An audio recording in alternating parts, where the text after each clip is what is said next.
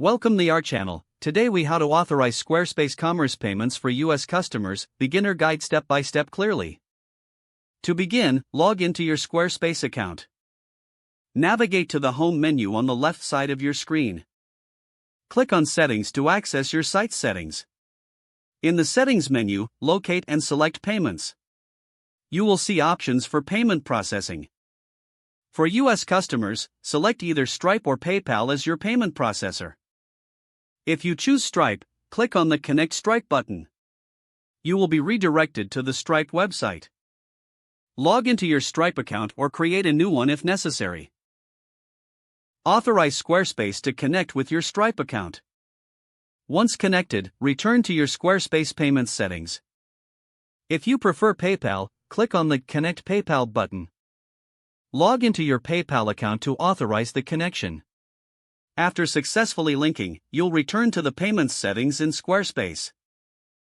Review the payment options and ensure they are enabled. If you wish to accept other forms of payment, explore the available integrations. Finally, save your changes by clicking the Save button at the top.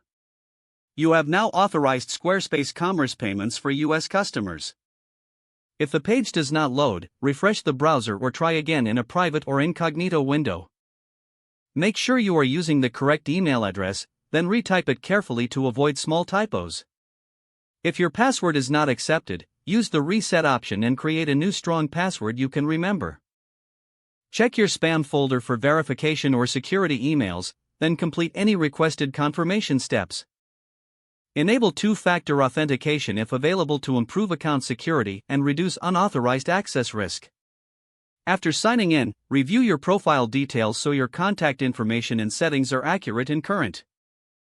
If you see an error message, note it down and try again after restarting your device and internet connection. Log out when you finish, especially on shared devices, to keep your account and payment information secure.